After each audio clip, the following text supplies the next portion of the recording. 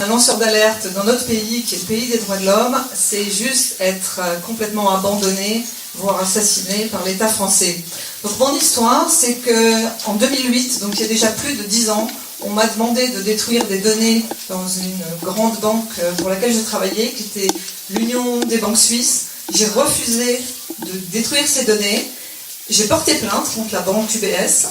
Et 3 ans plus tard, j'ai des douaniers, enfin des gens des équipes de douaniers de Bercy, qui m'ont demandé, donc sur ordre, de leur sortir des informations appartenant au serveur de mon ex-employeur, qui ont permis à ce que cette année, la banque UBS ait l'amende la plus importante qui ait jamais été donnée à une banque en France, donc de 4,5 milliards d'euros.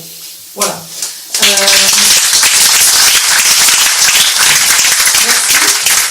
Je vous promets que je ne recommencerai pas parce que j'ai failli laisser ma vie. J'ai dû traîner l'État en justice pendant 3 ans et j'ai été, parce que donc ces fonctionnaires m'ont obligé à sortir ces informations de manière impérative, obligatoire, et que bien évidemment, étant donné les enjeux, vous comprenez qu'il y a un problème à la fois de sécurité et puis surtout un problème de repositionnement professionnel. Parce que quand vous sortez d'une banque qui s'appelle UBS, bien évidemment, tout est fait pour que vous n'ayez plus de travail, vous n'ayez plus d'emploi, que vous ayez des procédures en justice qui n'en terminent pas. Et bien que cette banque ait été condamnée en début d'année, je suis toujours en procédure contre cette banque et en procédure contre l'État français qui n'a pas voulu reconnaître mon statut et qui aujourd'hui, la justice a reconnu que j'étais l'équivalent d'aviseur des douanes, mais le Bercy ne veut toujours pas me rétribuer par rapport aux informations. Donc le pays des droits de l'homme, c'est un petit peu compliqué parfois. Et puis vous avez appris comme moi par les médias, il y a 2 jours, que M. Jérôme Cahuzac, pour rappel, notre ministre du budget qui luttait contre la fraude fiscale, avec son petit pupitre, et qui lui-même fraudait le fisc avec mon ex-employeur, donc la banque suisse UBS, M. Cahuzac n'ira jamais en prison. Donc la question que je vous pose, c'est est-ce que par hasard, les fraudeurs ne seraient pas, plutôt, est-ce que nous, les gens honnêtes, ne serions pas plus condamnés que les fraudeurs? Voilà. Alors, pas le tour parce que vous êtes des nouveaux Nicolas, mais ce que je voulais vous dire parce que c'est très important, mon combat, qui rejoint d'ailleurs le combat de certains gilets jaunes pour plus de justice fiscale, c'est ce combat contre l'évasion et contre la fraude. Le constat est édifiant. 3100 postes d'inspecteurs des impôts viennent d'être supprimés, alors qu'on sait aujourd'hui que 100 milliards échappent tous les ans à l'impôt en France, alors que 1000 milliards manquent au total à notre pays, alors que 1000 milliards échappent à l'Europe par an, alors qu'on a cette histoire des GAFA, vous connaissez, Google, Amazon, Facebook, etc., qui sont pratiquement exemptés d'impôts dans notre pays. On est dans une véritable culture du mensonge politique, je suis obligée de le dire comme ça, je ne peux pas le dire autrement. Vous avez forcément en mémoire, enfin en tout cas moi plus que vous, Monsieur Nicolas Sarkozy, président de la République, qui nous avait dit les paradis fiscaux c'est fini, et qui en 2008 de mémoire a fait enlever le Panama de la liste noire des paradis fiscaux, le Panama que nous avons retrouvé avec les Panama Papers en 2016. Le ministre des Finances, M. Moscovici, qui a fait enlever de la liste noire des paradis fiscaux Jersey et les Bermudes. Jersey et les Bermudes que nous avons retrouvés dans les Football Leaks, avec toute la clique footballistique impliquée.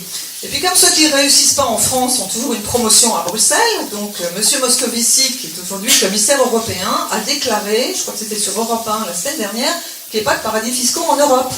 Il l'avait déjà dit, mais là il a recommencé. Et alors on va lui rappeler, et puis on va vous informer aussi, parce que c'est important. Les paradis fiscaux en Europe, il y en a quand même un paquet, entre Malte, Chypre, l'Irlande, les Pays-Bas et le Luxembourg, dont le Premier ministre était M. Juncker, bien évidemment, et qui est à la tête de notre Europe.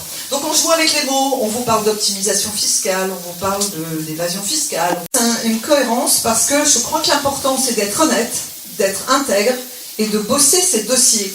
Moi j'ai eu depuis 2007, hein, donc ça fait 12 ans maintenant, le système bancaire sur le dos, où la seule chose qu'on ait dit, c'est cette femme, plus une femme, cette femme n'y connaît rien, elle n'a jamais été banquier, c'est pas une spécialiste de la finance, elle n'y connaît rien, elle a inventé une histoire. Ben, l'histoire, ça fait que donc il y a une amende de 4,5 milliards d'un côté qui a été infligée par la justice, et puis de l'autre, 4,7 milliards qui sont rentrés à la cellule de régularisation à Bercy, et que ça c'est votre argent. Enfin, ça devrait l'être. Voilà. Donc la liste de Nicolas, c'est une liste de bon sens car elle propose des solutions tournées vers l'intérêt général. L'autre jour à Paris, Nicolas disait à un journaliste, mais quand est-ce que les gens vont lire les programmes? Donc voilà, hein, je ne peux que vous inciter à ça. Et puis il y a un truc important, moi j'ai fait du sport très longtemps. Et en sport, avoir l'esprit d'équipe c'est important parce que si vous ne l'avez pas, à un moment donné on vous le fait payer. Donc là c'est la même chose, je vais compter sur vous tous chez Debout la France parce que travailler en équipe c'est primordial. Avec les enjeux, rien ne peut se faire tout seul. Et donc bravo pour tous les partenariats que vous avez signés avec ces autres partis.